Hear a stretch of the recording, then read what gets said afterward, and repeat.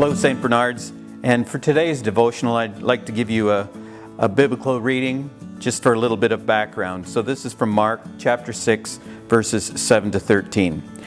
Jesus summoned the 12 and began to send them out 2 by 2 and gave them authority over unclean spirits. He instructed them, take nothing for their journey but a walking stick, no food, no sack, no money in their belts. They were, however, to wear sandals, but no second tunic. He said to them, wherever you enter a house, stay there until you leave. Whatever place does not welcome you or listen to you, leave there and shake the dust off your feet in testimony against them. So they went off and preached repentance. The 12 drove out many demons, and they anointed with oil many who were sick and cured them. In our Bible verse today, we hear about Jesus summoning the 12 and sending them out 2 by 2. We also hear about what they were to do on their journey. Today, I would like to look at getting prepared for that journey, a journey where we are asked to pack the right stuff. I don't know how many times I have said, honey, where is my stuff? We have too much stuff. My head is spinning. I've got too much stuff going on. I feel overwhelmed with all that stuff that's going on in my life. Picture this scenario.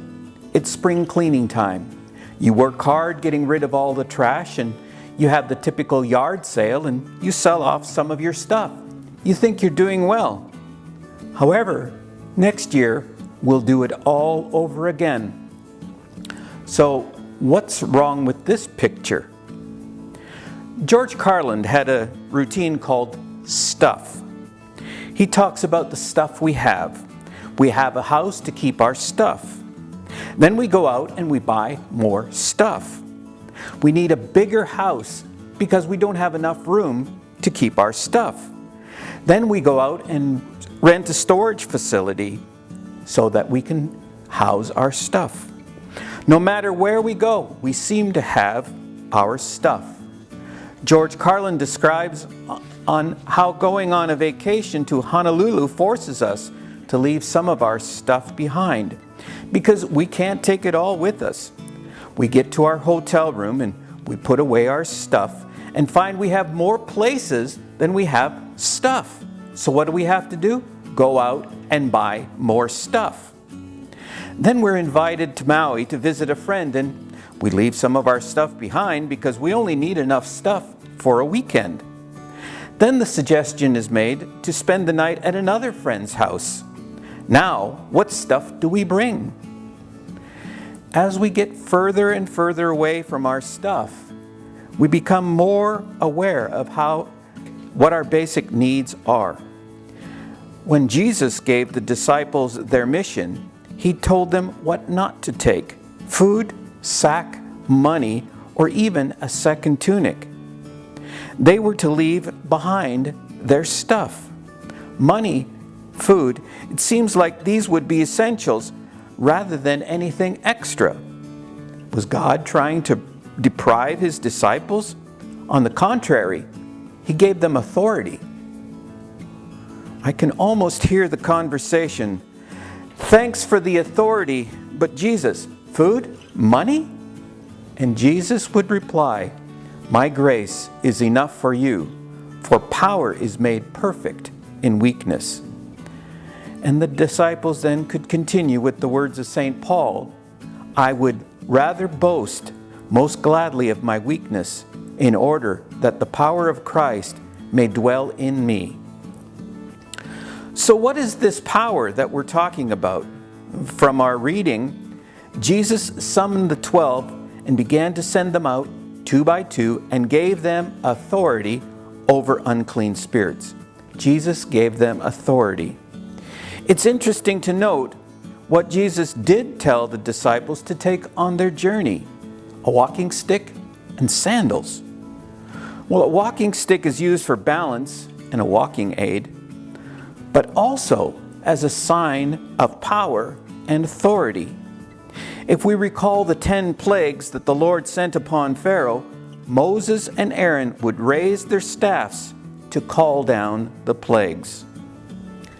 Now, sandals seem odd in that they would be almost a given. However, at that time, both the rich and the poor wore sandals, and the lack of sandals was a sign of utter destitution. Again, we see Jesus sent them out with sandals as a sign of someone with authority. This theme of sandals is not isolated from the parable of the prodigal son, but his father ordered his servants, "Quickly bring the finest robe and put it on him. Put a ring on his finger and sandals on his feet." Let's look at another interesting part of the gospel. Wherever place does not welcome you or listen to you, leave there and shake the dust off your feet in testimony against them. Why did Jesus mention this? Jesus knew that not everyone would hear that message the disciples were presenting. He was telling them, you did your best and move on. Don't get bogged down with the stuff you cannot change. In other words, don't take on any unnecessary baggage. So Jesus gave his disciples exactly the stuff they needed to carry out their mission. And we can see their mission bore fruit.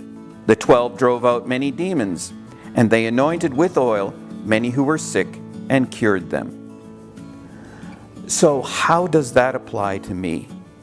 I have not been called or given any authority. On the contrary, we all have been chosen and all given authority. Look at the last two verses of the discourse of the vine and the branches. It was not you who chose me, but I chose you and appointed you to go and bear fruit that will remain, so that whatever you ask the Father in my name, he may give you.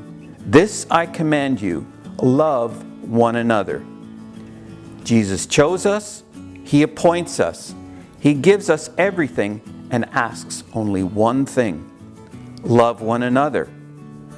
Sounds great, but that love one another part, why is that so hard? Maybe it's because of the junky stuff we carry in our hearts. Makes it difficult to find room for the love we need to share. Much like the apostles were told to leave behind the emotional baggage that they would encounter, Jesus asks us to do the same. We are to replace the feelings of retaliation with love. But Lord, it's hard to forgive. Jesus understands our weakness and says, "For human beings it is impossible, but for God all things are possible." It looks like it comes down to stuff.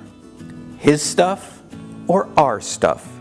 The amount of his versus the amount of ours. He must increase. I must decrease. Jesus doesn't ask us to give up stuff, but to be filled with the right stuff. Maybe we can do a little bit of spring cleaning in our own hearts and be able to say, this is the right picture.